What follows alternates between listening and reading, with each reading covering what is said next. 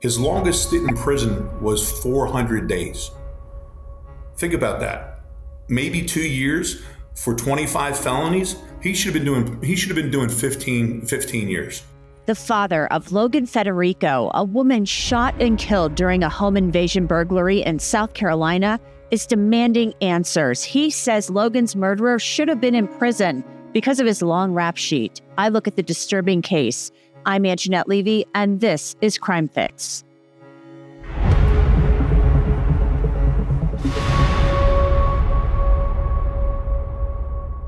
We're going to talk about Logan Federico today, and I'm going to talk with her father, Steve. Her case is tragic, and it's going to make you incredibly angry. But first, I want to tell you about something for all of our viewers who love body camera videos and police content. Highlights from On Patrol Live are coming to YouTube. Now, if you've never seen On Patrol Live on the Reels channel and Reels Plus app, you are missing out on some of the most intense and real police action out there. They follow departments across the country live every Friday and Saturday night with camera crews riding along with police officers. There's no body cams involved. No, this is in-your-face, true law enforcement action caught on camera live in the moment. Now they've partnered up with Law&Crime to bring their unique content to YouTube. So head on over to On Patrol Live's channel and subscribe to make sure you don't miss a beat starting on Monday, July 14th. You can find the channel link in the description. Now I want to switch gears and get back to Logan Federico. Logan was a beautiful young woman from North Carolina. She had dreams of becoming a teacher. She loved children, and she wanted to one day be a mom. But all of that was stolen from her on May 3rd in Columbia, South Carolina. Logan had gone to Columbia to visit her friends. She was in a home with her friends when police say a man named Alexander Dickey was on a crime spree. That night, police said Dickey had stolen a car. He'd broken into a house before breaking into the home where Logan was to steal, and he shot Logan and killed her. Dickey is now charged with murdering Logan.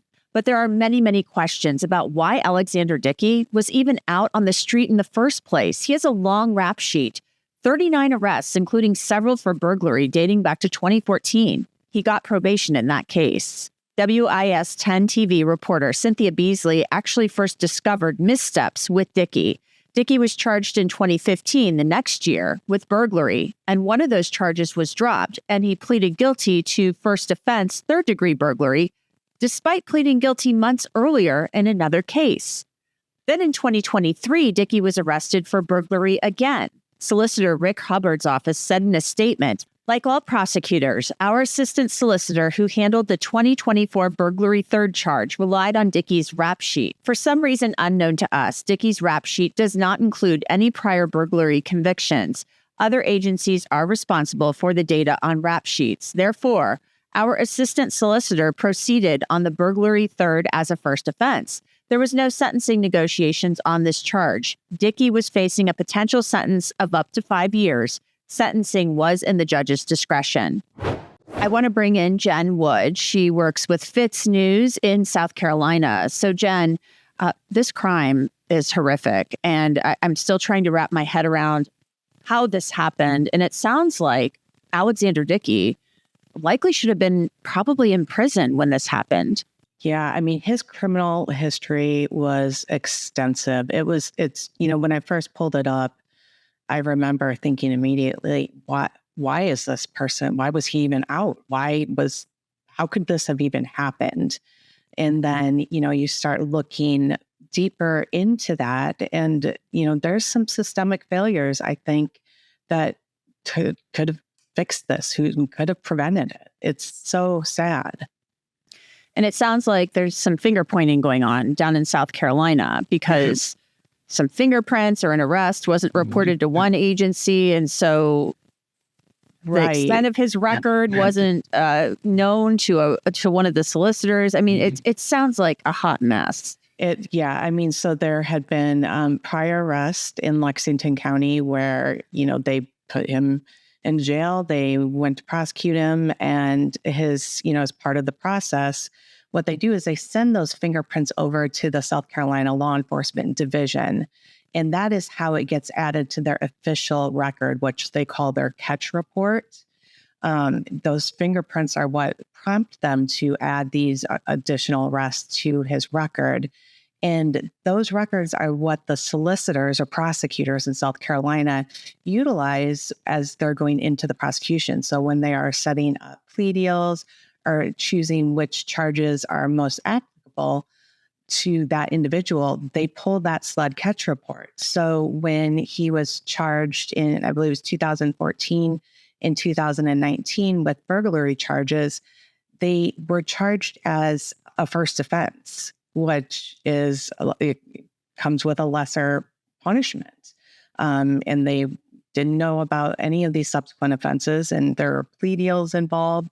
So it really, to me, seems, where it seems like there's some checks and balances missing between the systems. Most definitely. And this just should never have happened. It's absolutely horrific. I'm assuming you'll be kind of looking into this a little further.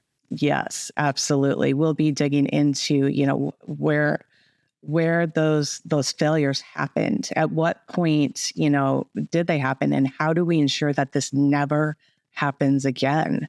Everybody's pointing fingers right now, but instead of pointing fingers, let's figure out what we can do to ensure that this doesn't happen again. No doubt. Jen Wood of Fitz News, thank you so much. Thanks, Angenette. Now, all of this raises many, many questions. SLED has said the burglary case from 2014 wasn't on Dickey's rap sheet because they never received his fingerprints on that case, which triggers the agency updating the file. I'd like to bring in Steve Federico. He is Logan Federico's father. And Steve, thank you so much for coming on.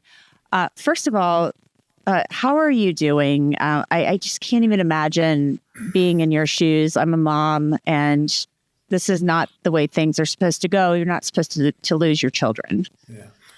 I'm doing horrible, to be honest with you. I'm not going to lie. I mean, you have to find some strength.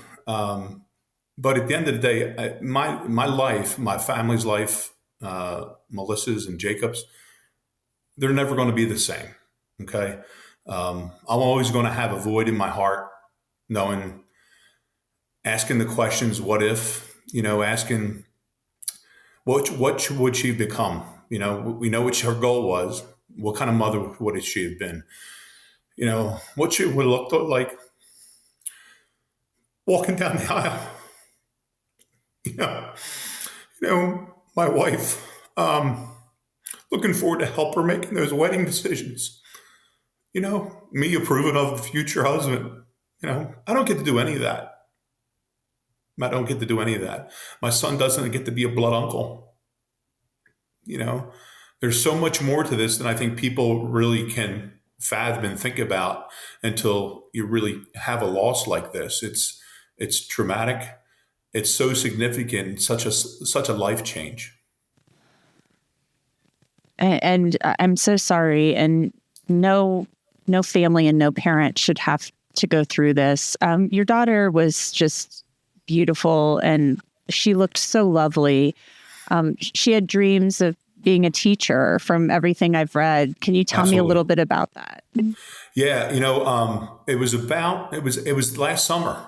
We have some great neighbors surrounding by us, which have been just wonderful through this.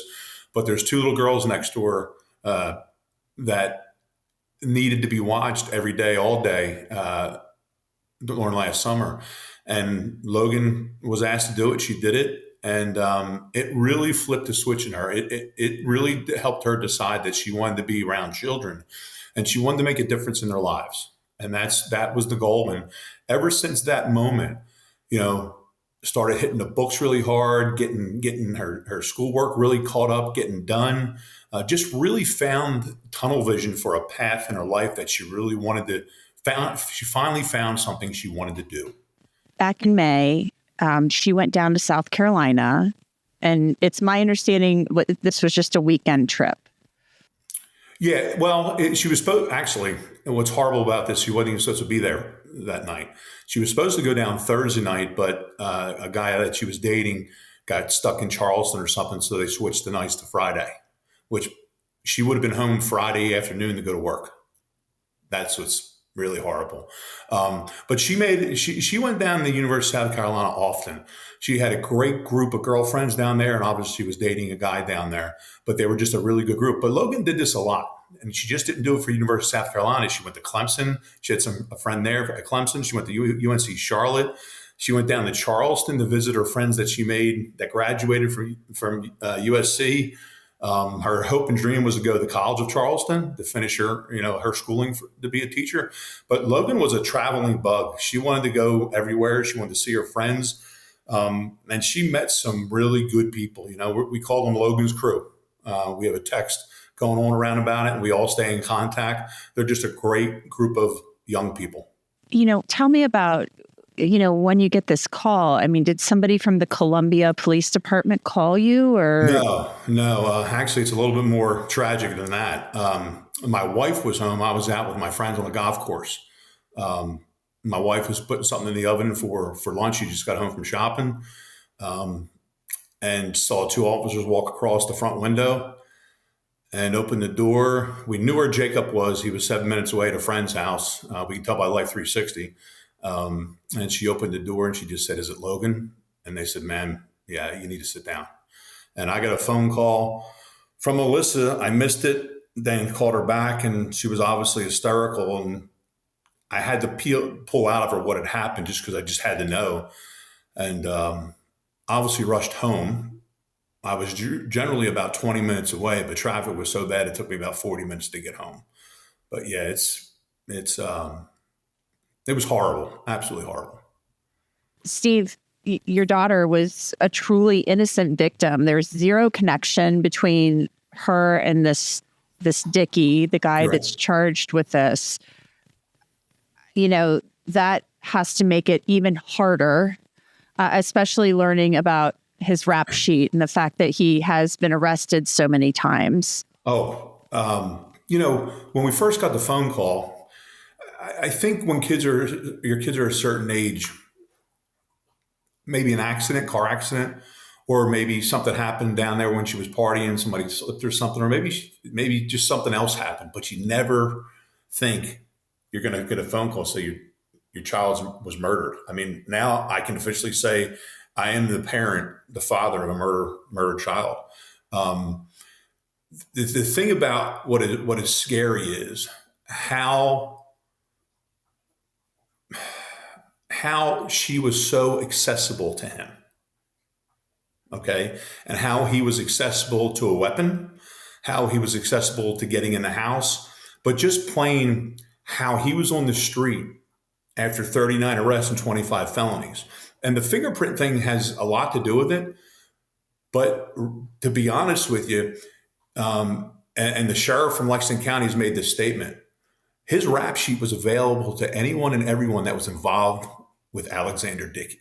That's the part that gets us all. This was so preventable. It was absolutely 100% preventable. But I'll tell you this, what nobody realizes is this. Back in 2013, I guess, or a little over a decade ago, Lexington County determined the lifespan of our daughter, and might as well just written her obituary. What just do you mean? Wishing I would have known that. Yeah, talk to me about what you mean by that. Well, think about it. I mean, Logan. It was determined Logan was going to be gone at age 22, and they determined that by letting this career criminal out on the street. It was just a matter of time. They wrote her future. There's been reporting out there that his fingerprints weren't, or his arrests, some of the arrests were not reported to SLED. I'm kind of confounded by this. It's unbelievable to me that this guy probably should have still been in prison and he's roaming around out on the streets. Commit more crimes. Correct. So How did you learn about this? Well, Cynthia Beasley, an investigative reporter from down in Columbia, she had reached out to our attorney who's helping represent Logan and make sure all the I's get dotted and the T's get crossed. Okay. Making sure we get justice. And wanted to kind of talk with him, and he's kind of just basically working on getting Logan justice. So he said, with that information, you may want to call Steve and just kind of guide him through what had happened. And we had actually arranged a one-on-one meeting, which I thought was great. So we met, and she had told me, I guess it was about 3 or 4 weeks after the fact, I'm not really sure, that apparently he was not in prison because of a fingerprint mistake, whether it was they weren't taken or they weren't transferred to SLED. Nobody can really figure out. The biggest kick in the gut was a week later when she got a hold of me and said, there's also a second set of fingerprints that were never taken for another crime.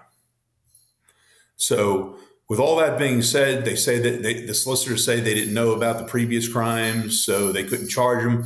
But in the meantime, if you look at his rap sheet, you kind of know not to knock his charges down to something less offensive or time served. This is a guy that 25 felonies, okay, within, I guess, a little over 10 years, spent only 600 and some days, a little over 600 days in prison. His longest stint in prison was 400 days. Think about that. Maybe 2 years for 25 felonies. He should have been doing 15 years. An habitual offender. I know your lawyer, Dick Harpootlian. Yeah. He's a former state senator down there. He's been around a long time. He knows the system. Is he working to kind of get some answers for you on this, on how in the heck this could have happened? Well, I made a phone call to Dick. Okay, a good friend of mine recommended that we get Logan some representation and the family to make sure that nobody missed anything. So Dick is really consulting right now to make sure that things are being done the way they should be, and making sure that all the I's are dotted and T's are crossed. And that's really about it right now. And he is participating in whatever he needs to, but he is my voice right now, and he is our contact for any of the great detectives down there. Detective McCoy, who I've become really good friends with. They converse with the chief of police, Kip Holbrook. Just great people. But Dick is brought on for a very specific reason right now, and that's to make sure that he's not back on the streets yet. I know we're still kind of early in this process, Steve. Right. What do you want to see happen? I'm assuming you want the maximum penalty. Death penalty. No doubt. You want the death penalty? Well, the punishment has to fit the crime, right? So let's take us through a little bit of this real quick. An innocent girl, 22 years old, beautiful, with her whole life ahead of her, okay, was sentenced to death, okay, for nothing. The least that should happen to him is the death penalty. The least. Nothing else is acceptable. He's earned the right. He's earned it over a decade of crime. He just graduated, and now he needs to pay the piper. When do you think you'll know if that will happen? I don't know. I haven't had much discussion with, we've had one meeting with the solicitor's office, I guess in Richland County.